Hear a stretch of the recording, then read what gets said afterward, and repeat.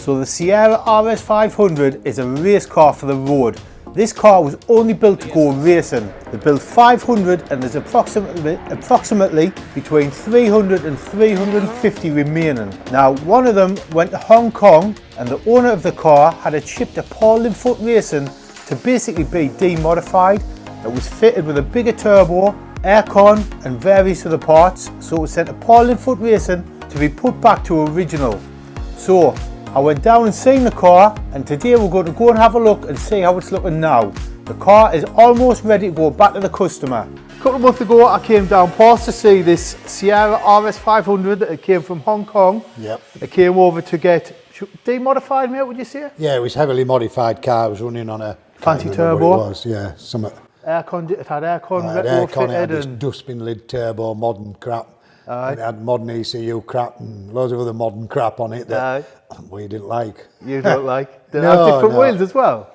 No, it had standard wheels. Standard wheels, was it? So you kind of just put this back to original? As back to standard as we could. Like it had coilovers on it, had adjustable track control arms on it. So we put conies on it now because obviously they're brand new. Put original TCAs back on it so it'll drive nicer. And then put everything back on a T4. Put the original airbox back in it, the original hoses. So we tried to put it back as near to original as what we could. There was also the back seats were off, weren't they? Yeah, they were retrimmed. You won't be able to see them because we put the parcel shelf in, but the bottom part of the bottom seats had been retrimmed in the wrong material. So we managed to get a bottom back seat. We put that right. Done a few things on the dash, put it back to original. And because it had all the aircon bits and that. Yeah, there was all switches and that for aircon and that, wasn't there? So we've done away with that, put all the original switches back in. Just, as I say, tried to get it as near standard as we possibly could, really. Can we put the bonnet in? Have it under the bonnet? That's the main difference, obviously, under the bonnet was... Because it is running now, isn't it? Oh, yeah, it starts and runs, yeah. We've obviously put a modern fuel pressure regulator on it. Because the fuel, don't they, and causes fires? They do, but obviously it's got the original map sensor bracket and a 3-bar on it now because it's running green injectors.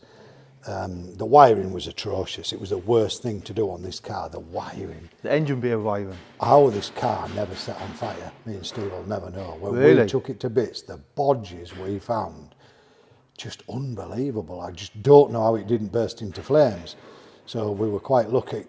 But we rewired it, all brand new earth straps, all brand new battery cables in it, sorted all the wiring out, put a brand new engine bay loom in it, back on a level 6 ECU we've put it on. Turbo systems chipped from Tony Manick, he's done a chip for us. Brand new turbo, but what we've put on it, we've put a ball bearing turbo on it. So that's like a modern take on an old T4 with the ball bearing and a billet wheel. They pick up a lot faster. Right. So they've got a lot less laggy than the original T4. Put the original airbox back in it because it had a big cone filter. Original hoses, put all the crossover pipe back in because that was missing. Amel valve bracket back on, that was missing. You had a tank. Did you manage to get, I think you were struggling for, it was missing an alternator drop bracket, wasn't it, for the RS500 comes with a drop bracket? Yeah, but we had one. Oh, you had one? Yeah, we put that on and dropped the alternator back down. Put back how it should be? Yeah, repaired the heat shield because it had lumps cut out of it where the strut brace had been, and that's how we repaired that. Well, you've done a good job of that, mind. Well, it's all right, it's good, isn't it? The fiberglass out there, so they're not hard to do. But a lot of the hoses are new because it had different hoses and silicone hoses, but we had these in stock. So we put 2 original hoses on. That's a brand new one from Roos Motorsport Hoses, the breather, because that obviously went into a breather tank. And all new fuel rubbers and that, because they were all obviously old. Mate, it looks mint. Yeah, we're pleased with it. To say it's not, mint. a concourse job, I'm sure people, if they look at the video before and look after now, it's completely different. I'll leave the video link below so people can see how the car came to Paul, but... Sits nicer now because it sits at standard ride height because we put the Graham Good racing springs on it, which are the standard ride height, but uprated, so it'll drive a bit nicer. Take the wheel spacers off. I know they look a bit narrow to the standard wheels, but it's not rubbing anymore. The wheels were rubbing before. Oh, it was a catching, was it? Yeah, just slightly, so they don't catch anymore. They're nicer. So is that all the original stuff in the boot? Yeah, obviously it's ready to go back to the customer now, and it's going back to Hong Kong, so obviously we've had to put all the... Is that the aircon stuff? That was the blower box that was inside the car. We put an original blower box back in it. There's the rad, because it had a big alley rad in it. We put a brand new original one in, the aircon there. There's the coilovers there. There's the bottom pulley, because it had a 36-1 to run the modern management. And there's the turbo, the dustbin lid turbo. Let's have a look at that horrible, stupid thing. Look at that. What on earth? It's a big old garret. Should be on the lawnmower, shouldn't it? Get your grass done quick with that one. Yeah, it would. Good idea. Yeah, there's just boxes. There's the original filter and that was on it. Mate, you've done a cracking job. Yeah, we're happy with it. There's original header tank and that was on it, all our alley crap.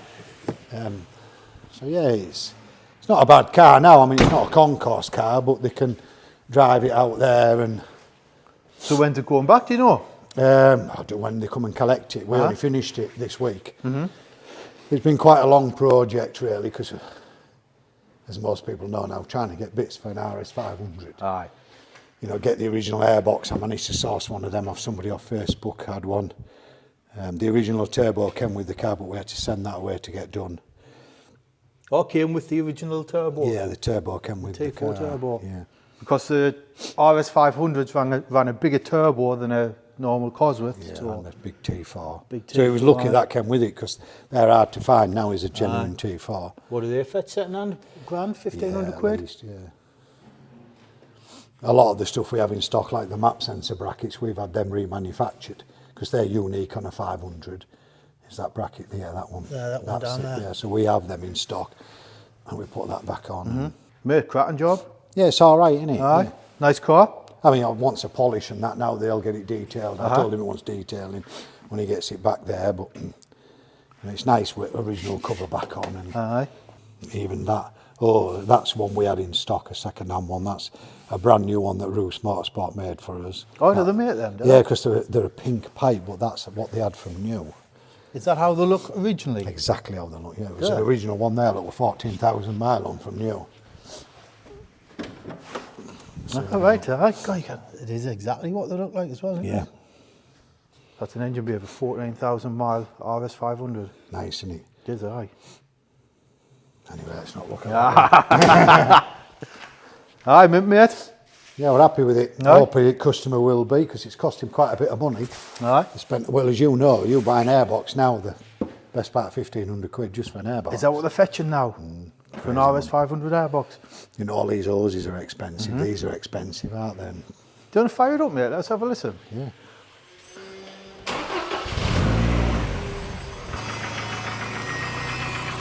Is that a little bit of piston slap there? Yeah, just a little bit. But the thing is, with Cosy engines, I don't know if anybody's ever noticed, any engine, but especially a Cosy engine, when you listen to them on a video, sound like a diesel tractor. They do. They sound horrendous. They do. The amount of times we've restored a car for somebody and we've even rebuilt the engine, and they'll start you up and they'll send them a video, and you watch video back then.